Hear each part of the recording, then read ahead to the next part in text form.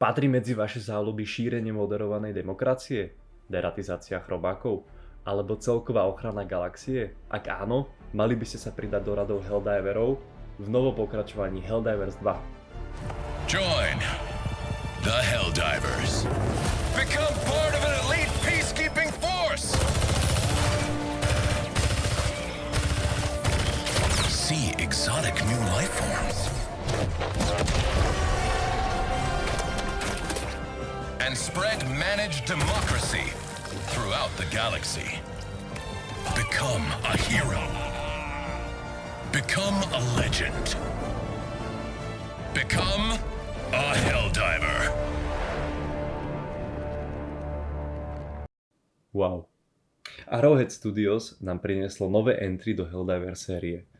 Čo sa týka kontextu hry, nachádzame sa 100 rokov od prvého dielu. Z dostupných informácií od Ministerstva pravdy musíme chrániť planéty, ktoré má pod kontrolou naša superzem, od hrozieb, ako sú terminidi, obrovskí, hnusní, agresívni chrobáci alebo krvelační robotickí automatoni.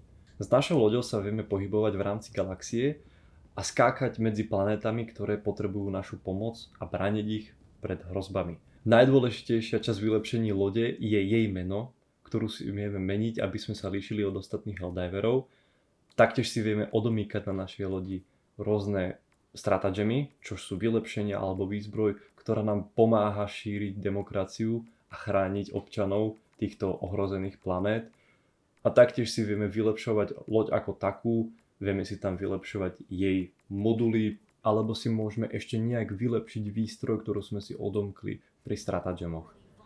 Taktiež sa v Helldivers 2 nachádza Battle Pass, ako v každej online hre.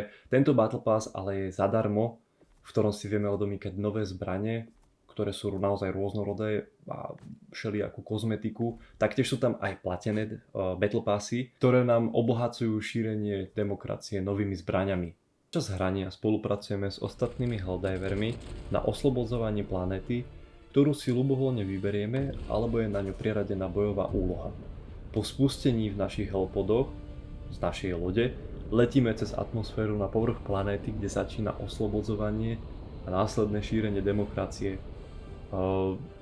Tieto planéty môžu byť ľadové, púštne, dažďové pralesy, naozaj tá vegetácia sa líši a veľmi to potom ovplyvňuje či už hrateľnosť, alebo aj náš vybraný gear.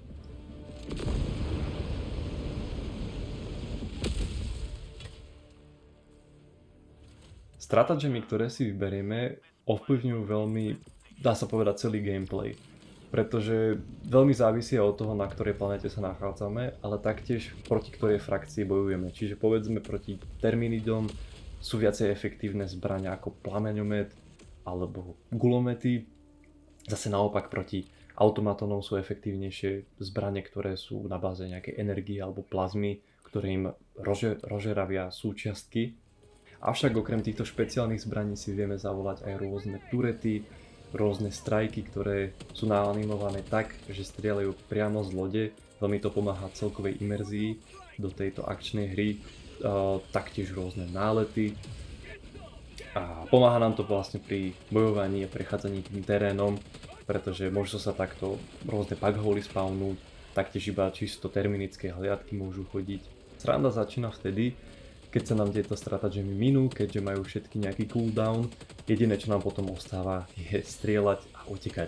Na týchto planetách plníme rôzne objektívy, ktoré pozostávajú napríklad z zničenia infraštruktúry, či už terminidov alebo automatonov, taktiež z evakuovania civilistov z týchto planét, odpaľovanie ICBM, čo je Intercontinental Ballistic Missile, taktiež z veľa sidequestov, ktoré nám môžu pomôcť v celkovej šírení demokracie, ako napríklad odomýkanie rôznych granátometov alebo protilietadlových rakiet. Gameplay ako taký je veľmi akčný, veľmi pomáha, ak vlastne hráči spolupracujú medzi sebou. Je to veľakrát ťažké, keďže každého náhaňa veľké množstvo nepriateľov. Spoluprácou vieme splniť všetky tieto objektívy a koniec koncov oslobodiť danú planétu, čím spolu s ostatnými Helldivermi v real time vieme postupovať na interaktívnej mape ďalej a zatlačať tieto hrozby tam, odkiaľ prišli.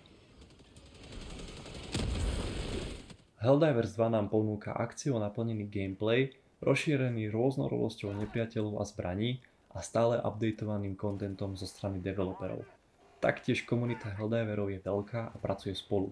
Navzájom si pomáhajú developeri a hráči, aby bol Helldivers 2 hrou, ktorá sa líši od momentálneho trendu na hernom trhu. Gameplay loop je zábavný, ale pre niektorých hráčov sa z dlhodobého hľadiska zdá veľmi repetitívny, či už vegetáciou na planetách, alebo opakovaním tých istých objektívov. Taktiež tým, že je hra postavená na kooperácii 4 hráčov, je solo hranie naozaj sťažené a pokiaľ nemáme kamarátov, veľmi rýchlo nás omrzí šírenie demokracie, čo je ale trestné podľa ministerstva pravdy. Hra si zaslúži solidných 8 bodov z 10, keďže je veľmi pro-consumer a developeri sa každým updateom snažia vyhovieť väčšine hráčov a hru spraviť o to zábavnejšiu.